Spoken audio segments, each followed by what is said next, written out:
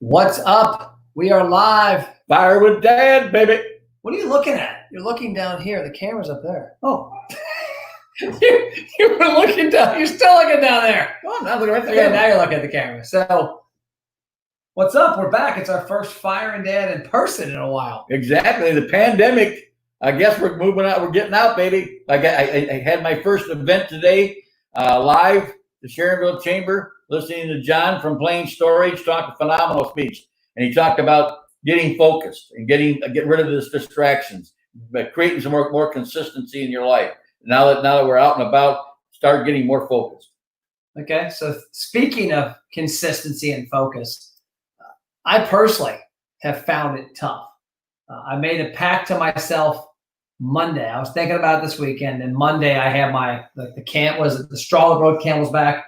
I got involved in a conversation I shouldn't have. That was just, what do they say? You talk to stupid people, you get stupider.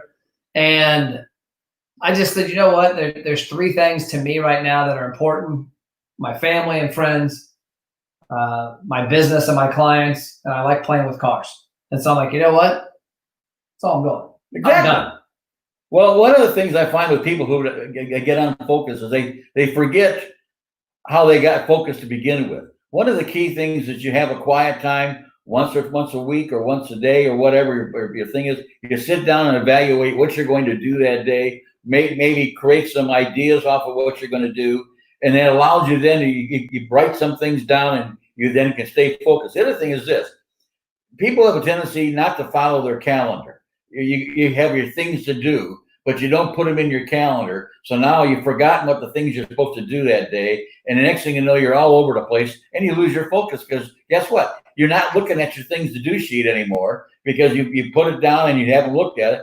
I have my clients put their things to do sheet in their calendar. So if it's call Sally at 2, if I want to call Sally, fine, put in or call Sally at 2 o'clock. Okay. Now all of a sudden I got a reminder to call Sally. It helps me to stay focused. You actually know Sally? No. So you just made that up? Yep, big time. No, and I get that, because I think that the more you itemize your time, the less you allow yourself to get off track. The one thing I came to the conclusion the other day, I think one of the negatives, I love Facebook, I love Instagram, I love Snapchat and LinkedIn and YouTube. I love the interaction with social media. But I was looking at this the other day because I got involved in a stupid conversation. The election started 4 years ago.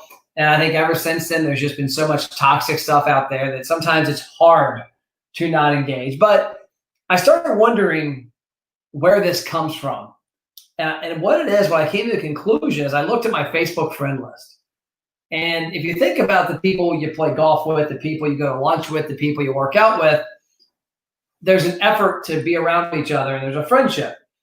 Well, Facebook, it's really easy to become friends with an acquaintance. Exactly. And the next thing you know, and that acquaintance might be a person that if you hung out with more often face to face, you'd say, ain't no way in heck I'm hanging out with this person because they're negative or they got such drastic opinions of yours, different than yours.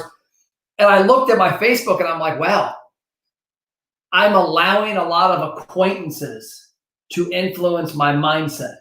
And it takes away from your focus and it takes away from what you're doing. And I just literally started deleting people. I'm like, well, great story in that. After I got out of college, I'm getting ready to work for Valspar, and I'm starting to I'm going every day to one of the stores, and I decided that I needed a roommate. I needed an apartment. Well, I run across one of my old high school buddies that I didn't even know in high school. Okay, except I just knew his name. So he wasn't a high school buddy. No, he was a high school acquaintance. High school acquaintance.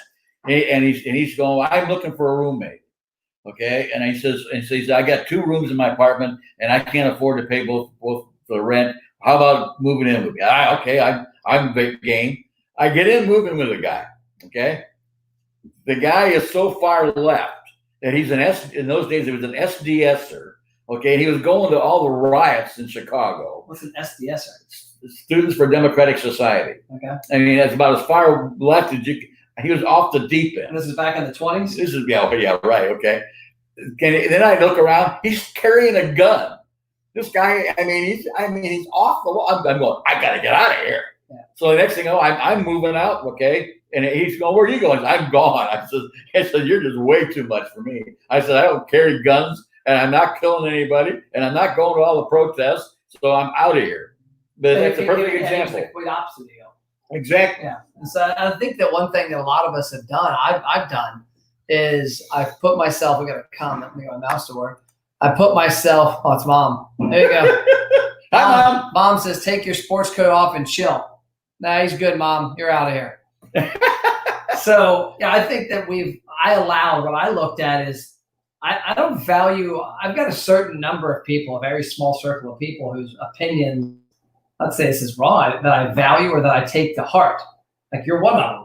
Like I ask you stuff all the time and you give me advice and I trust your advice. I rarely don't go against it, except you did call me tonight, tell me to quit driving fast because I blew by your ass because you were in the slow lane, but I didn't take that advice. But I hope you did. No, I went faster. Jesus. But I think that we allow people that mean nothing to us, like somebody you met at the gym 6 months ago, or somebody you went to high school with 10 years ago, and they post something on Facebook. And that's what I found for me, that when I was on vacation more than anything, I didn't have a whole lot of focus because I didn't want to work. I was just chilling. I was looking at this, looking at that. The next thing I know, my mind's in the gutter. And same thing. We belong on where we live. There's a Facebook page for Perry Park. Group. Okay. And there's some of these people, some guy had his gasoline can stolen. So he's going nuts. He's threatening everybody. Okay. I'm going, time out. Okay. If the worst thing that's ever happened to you comes to find out his neighbor borrowed his gas can because he ran out of gas and he put the gas can back. Okay. And this guy's he's going out looking to fight somebody.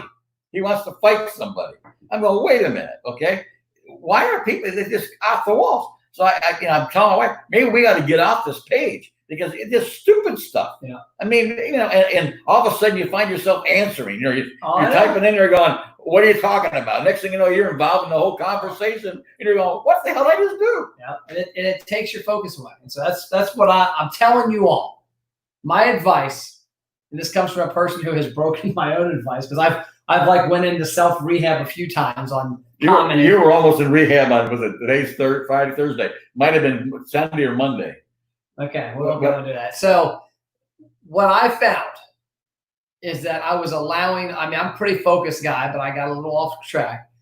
But I found that I was allowing my focus to be skewed by acquaintances, by people that I probably shouldn't be friends with on Facebook with. Because if I'm not really a friend of yours, if I don't value your opinion and I don't have a relationship with you, I sure as hell shouldn't be seeing the stuff you put up there. So that's my advice. I plan on using the delete button on this device, on Facebook, on my texting, on Messenger, to get rid of, and my contacts, to get rid of people that I don't think can positively impact my days. Well, we let outside influences affect how we think, and you can't do that. And so, and I don't think I'm the world's best at it anymore, at it, but what I try to do is this. If I see something that doesn't really jive with me and it doesn't make any sense, I'm going to myself, what is it? If I respond to this stupid idiot, do I really gain anything? And the answer usually is no. So I say, okay, fine, don't respond. Don't get involved in the caught up in all the garbage. I mean, there's so much garbage on Facebook of people responding to this. I mean, they put their entire life history on Facebook. But you know why? You know why there's that garbage? You know why you're seeing that garbage? Because I happen to be a friend of it. No, because we interact with it. Yeah, exactly. You look at it, you comment. If you don't comment, I've told people this numerous times. Go look at 20 cat videos and goat videos and car videos on Facebook, and in 2 days your time will fill. The minute you comment or like, even if it's something you agree with, the minute you like that post, you're there, baby. Now more of that's coming into your world. The algorithm. It's like I've always said, it's probably the greatest thing Facebook and social media have going for it is the algorithm can recognize common things and put them in one place. I mean, imagine if you went to get the Sunday Inquirer 10 years ago, and the front page was different for you than anybody else. Well, I bought a grill from our Weber grill. We got dogs going crazy. Okay. And now all of a sudden, every other post I see a Weber grill from a Weber grill. Yeah. You have a Weber grill?